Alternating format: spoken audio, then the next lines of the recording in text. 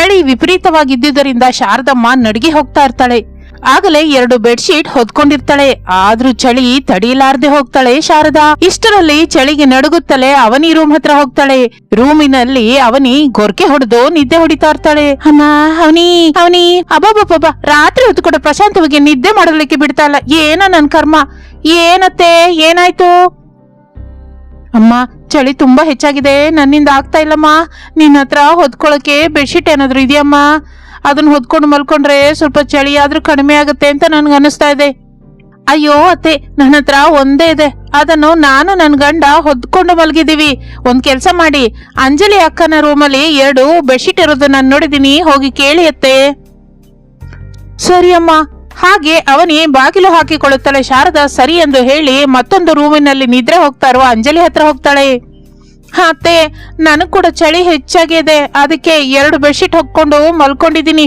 ಒಂದ್ ಕೆಲ್ಸ ಮಾಡಿ ಅತ್ತೆ, ನೀವು ಹೋಗಿ ಅನಾಮಿಕಾ ಅಕ್ಕನ್ ಕೇಳಿ, ಅವಳ ಹತ್ರ ಖಚಿತವಾಗಿ 2-3 ಬೆಡ್ಶೀಟ್ ಇರುತ್ತೆ. ಹಾಗೆ ಅಮ್ಮ ಎಂದು ಅಂದುಕೊಳ್ಳುತ್ತಾ ಅನಾಮಿಕಳ ಹತ್ರ ಹೋಗುತ್ತಾಳೆ ಶಾರದಾ. ಅಲ್ಲಿಗೆ ಹೋಗುವ ಹೊತ್ತಿಗೆ ಅನಾಮಿಕಾ ರೂಮಿನಿಂದ ಹೊರಗೆ ಬರ್ತಾ ಇರ್ತಾಳೆ. ತನ್ನ ಅತ್ತೆ ಶಾರದಳನ್ನು ನೋಡಿ, ಏನತ್ತೆ, ನೀವಿನ್ನ ಮಲಗ್ಲಿಲ್ವಾ? ಏನಾಯ್ತು ನಿಮ್ಗೆ?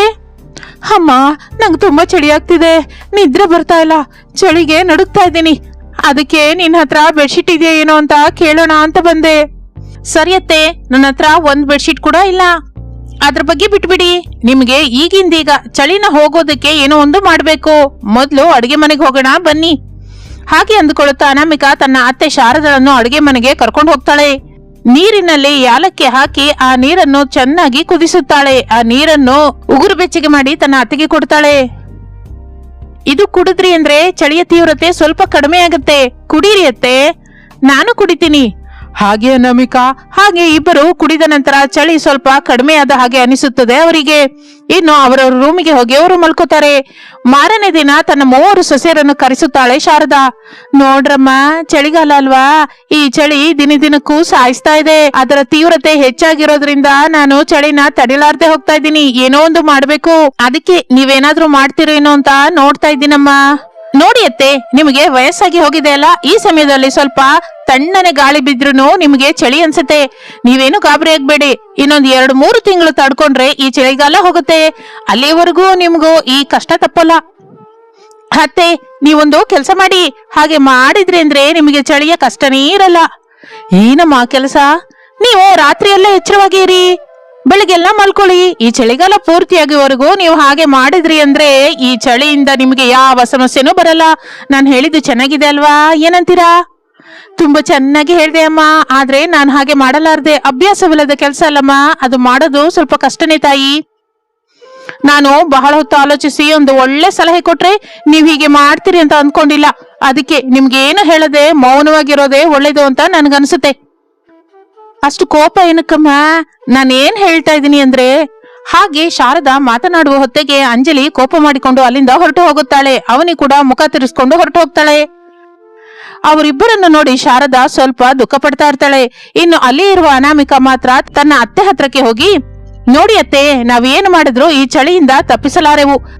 ಅದಕ್ಕೆ ಸ್ವಲ್ಪ ಹೊಸದಾಗಿ ಏನಾದ್ರೂ ಮಾಡ್ಬೇಕು. ಈ ಭೂಮಿ ಮೇಲೆ ನೀವು ಎಲ್ಲಿದ್ರು ಕೂಡ ಚಳಿಗಾಲದಲ್ಲಿ ಚಳಿಗೆ ಕಷ್ಟಪಡೋದು ಮಾತ್ರ ತಪ್ಪೋದಿಲ್ಲ. ಮತ್ತೆ ಏನೋ ಒಂದು ಆಲೋಚಿಸಮ್ಮ. ಈ ಮನೆಯಲ್ಲಿ ನನ್ ಬಗ್ಗೆ ಆಲೋಚಿಸೋರು ಯಾರು ಇಲ್ಲ. ನಾನು ತುಂಬಾ ಕಷ್ಟಪಡ್ತಾ ಇದ್ದೀನಿ. ಮೂಳೆ ಕೊರೆಯುವ ಚಳಿನ ತಡ್ಕೊಳ್ಳೋದು ತುಂಬಾ ಕಷ್ಟ ಅಮ್ಮ. ನನ್ ಸಮಸ್ಯೆನ ಮಾತಲ್ಲಿ ಹೇಳಲಾರೆ. ದಯವಿಟ್ಟು ಅರ್ಥ ಮಾಡ್ಕೋ. ಏನೋ ಒಂದು ನೀನು ಮಾಡಿ ನನ್ನನ್ನ ಚಳಿ ಕಷ್ಟದಿಂದ ಕಾಪಾಡು. ಅತ್ತೆ, 1 ದಿನ ರೀ, ಈ ಮಧ್ಯದಲ್ಲಿ ನಾನು ಏನೋ ಒಂದು ಮಾಡ್ತೀನಿ.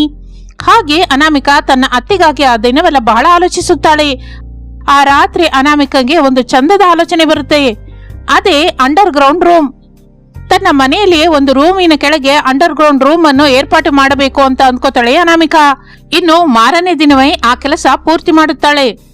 ಅಂಡರ್ ಗ್ರೌಂಡ್ ರೂಮ್ ಮಾಡಿದ್ದರಿಂದ ಶಾರದಂಗೆ ಹೇಳಲಾರದಷ್ಟು ಆನಂದವಾಗುತ್ತದೆ. ಅಮ್ಮ ಅನಾಮಿಕಾ, ನನಗೆ ಬಹಳ ದೊಡ್ಡದಾಗಿ ಆಲೋಚಿಸಿದೆ.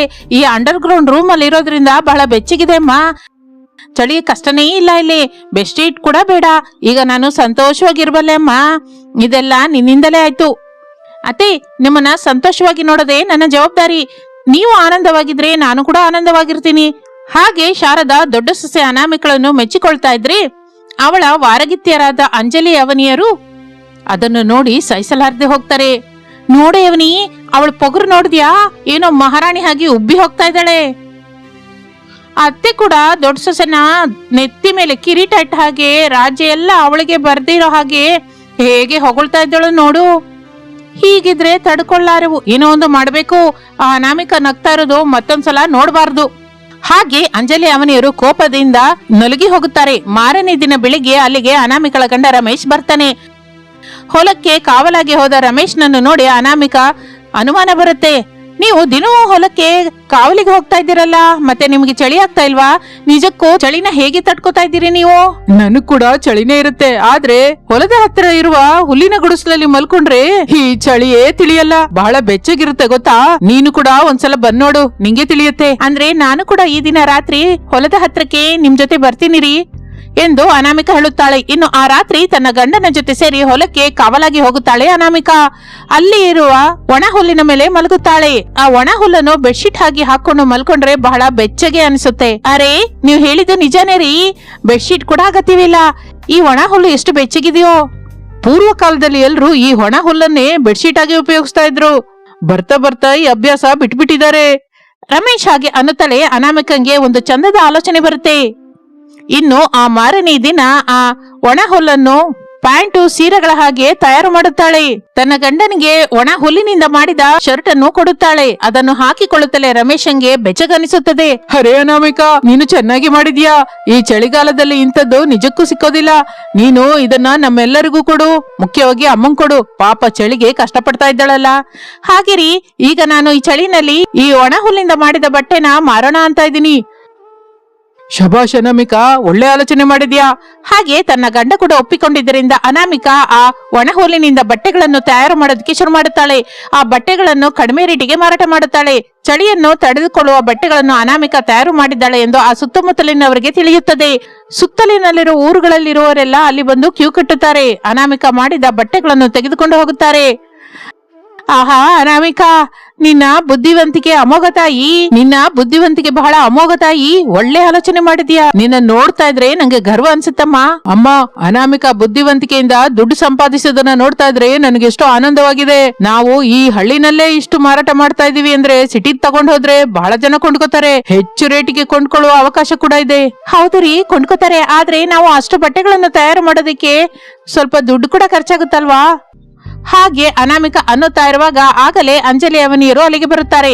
ಅನಾಮಿಕಾ ತಯಾರು ಮಾಡಿದ ಚಳಿಗಾಲದ ಬಟ್ಟೆಯನ್ನು ನೋಡಿ, ಅಕ್ಕ, ಸಿಟಿಯಲ್ಲಿ ನಮ್ಮ ನೆಂಟರಿದ್ದಾರೆ, ಅವರಿಗೆ ಬಟ್ಟೆ ಬಗ್ಗೆ ಹೇಳಿದ್ದೀನಿ.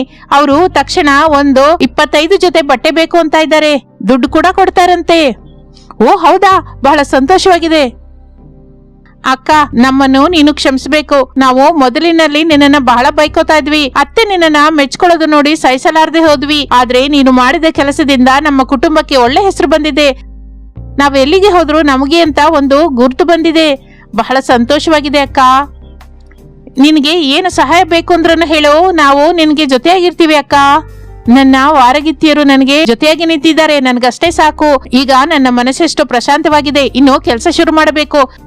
ತಕ್ಷಣ ಆ ಕೆಲಸನ ಶುರು ಮಾಡ್ತೀನಿ ಎಂದು ಅನಾಮಿಕಾ ಒಣ ಹುಲ್ಲಿನಿಂದ ಬಟ್ಟೆಗಳು ತಯಾರು ಮಾಡಲಿಕ್ಕೆ ಶುರು ಮಾಡುತ್ತಾಳೆ. ತನ್ನ ಬುದ್ಧಿವಂತಿಕೆಯಿಂದ ಚಳಿಗಾಲದಲ್ಲಿ ದುಡ್ಡು ಸಂಪಾದಿಸುತ್ತಾ ಇರುತ್ತಾಳೆ ಅನಾಮಿಕಾ. ಹಾಗೆ ಅನಾಮಿಕಳನ್ನು ನೋಡಿ ಹಳ್ಳಿಯಲ್ಲಿಯೇ ಮಹಿಳೆಯರೆಲ್ಲ ಸ್ಫೂರ್ತಿ ಹೊಂದುತ್ತಾರೆ. ಅನಾಮಿಕಾ, ಹೆಂಗಸರು ಅಂದ್ಕೊಂಡ್ರೆ ಸಾಧಿಸಲಾರದು ಏನೂ ಇಲ್ಲ ಅಂತ ನಿರೂಪಿಸಿದ್ಯಾ ನೀನು. ನಿನ್ನ ನೋಡ್ತಾ ಇದ್ರೆ ಬಹಳ ಗರ್ವ ಅನಿಸ್ತಾ ಇದೆ.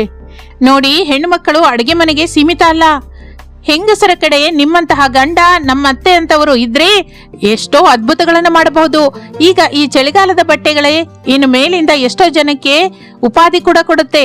ಅದಕ್ಕೆ ನಾನು ಹೆಮ್ಮೆ ಪಡ್ತಾ ಇದ್ದೀನಿ ರೀ ಎಂದು ಅನಾಮಿಕಾ ತಾನು ಮಾಡಿದ ಕೆಲಸಕ್ಕೆ ಸಂತೋಷ ಪಡುತ್ತಾಳೆ. ಇನ್ನು ಆಗಿನಿಂದ ತನ್ನ ಕುಟುಂಬದ ಸಹಾಯದಿಂದ ತನ್ನ ವ್ಯಾಪಾರವನ್ನು ಮುಂದಕ್ಕೆ ತೆಗೆದುಕೊಂಡು ಹೋಗುತ್ತಾ ಬಹಳ ದುಡ್ಡು ಸಂಪಾದಿಸುತ್ತಾಳೆ. ತನ್ನ ಕುಟುಂಬವನ್ನು ಆನಂದದಿಂದ ನೋಡ್ಕೋತಾಳೆ. ಇದು